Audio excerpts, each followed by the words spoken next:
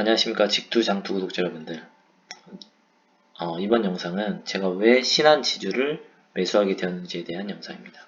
저는 2020년 10월 12일 텔레칩스 100% 수익금을 가지고 평당가 28,350원에 신한지주를 100만원치를 매수를 했습니다.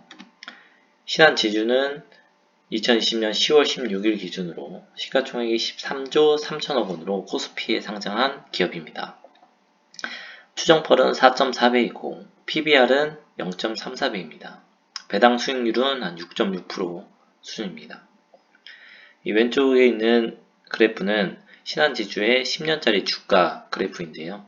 코로나로 인해서 주가가 급락을 했습니다. 그리고 지금은 쭉 우상향하다가 유상증자 악재로 인해서 주가가 좀 하락한 모습입니다.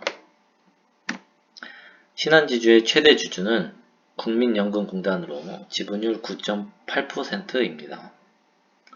그렇다면 신한지주는 어떻게 돈을 버냐 라고 봤을 때 총 4가지 부분에서 돈을 벌고 있습니다.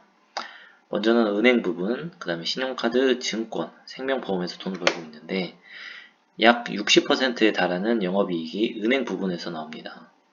이 은행 부분은 어떻게 해서 돈을 버냐 라고 보면 사람들이 은행에 예금을 하면 이자를 받겠죠. 그 이자가 1%라고 하면 은행은 그 예금된 금액을 가지고 대출이 필요한 사람들한테 또 대출을 해줍니다. 그럼 대출 이자는 그 예금 이자보다 높은 2%라고 했을 때 그 대출 이자와 예금 이자의 차이인 1%로 은행의 영업이익이 올라가는 것입니다. 이 신용카드 부분에서는 제가 마트에서 신용카드를 가지고 물건을 100만원치를 구매를 했을 경우 그 중에 2%가 수수료로 신한은행에 돈이 들어가게 되는 것입니다. 그런 식으로 은행 부분하고 신용카드 부분에서 대부분의 영업이익이 발생을 하고 있습니다. 신한지주의 재무지표를 보시면 2017년부터 19년까지 매출액이 좀 우상향하고 있는 모습을 볼 수가 있습니다. 그런데 2020년에는 예상되는 영업이익은 전년 대비 약 5천억 원이 줄어드는 모습을 볼 수가 있습니다. 아마 그 이유는 금리가 하락을 했기 때문인데요. 은행의 60% 부분이 은행에서 영업이익이 창출되기 때문에 금리가 하락하게 되면 예대 마진이 떨어진다고 합니다. 그래서 영업이익이 이렇게 하락하고 있는 모습이고 그로 인해서 주가도 계속 하락하고 있는 모습입니다. 그래도 다행스러운 거는 주가 배당금이 계속해서 높아지고 있다라는 부분과 배당 성향도 계속 높아지고 있다라는 부분입니다.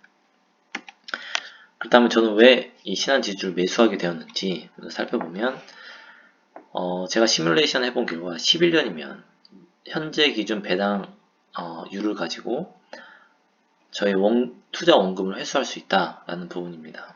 제가 2020년도에 투자 원금 100만원치를 지금 신한지주를 매수를 했고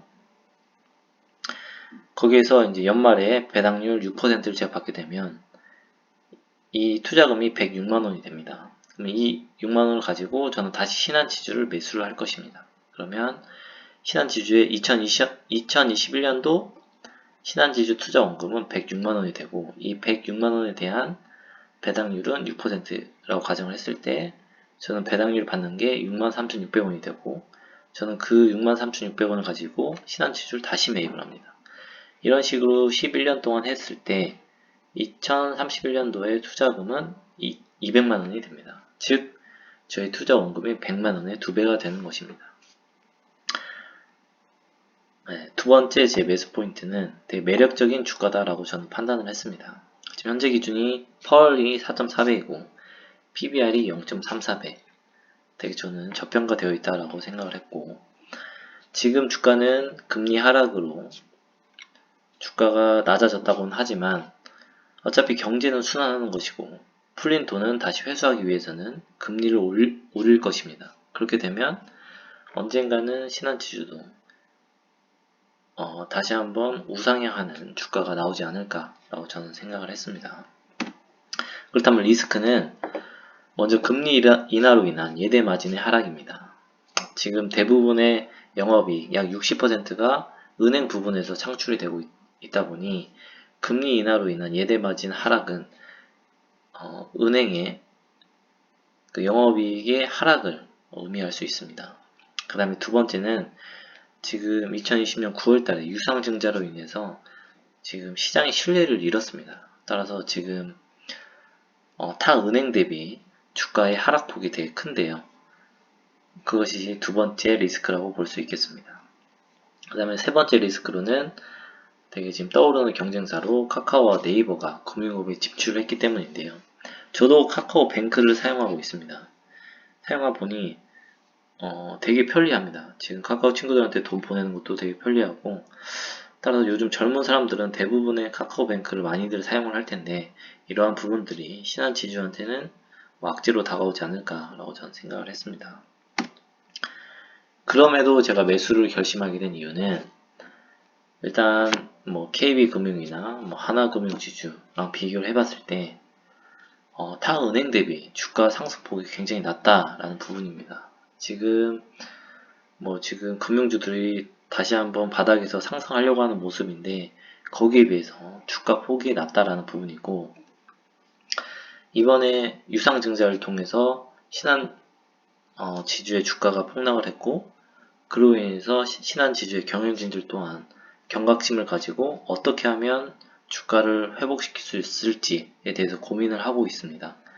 거기에 따른 대책으로 친화 정책으로 뭐 주주 배당이나 중간 배당이라든지 배당 증가를 지금 이야기를 하고 있습니다. 그래서 이러한 부분들이 10년 안에는 저의 2배 수익을 기대할 수 있지 않나 라는 생각으로 저는 매수를 해보았습니다.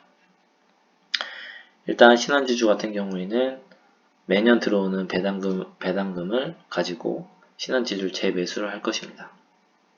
네. 들어오는 배당률보다 주가 하락폭이 더 크면 투자 실패가 될 것인데, 그 부분들은 한번 지켜보도록 하겠습니다. 아무튼 오늘도 영상을 시청해 주셔서 감사드립니다.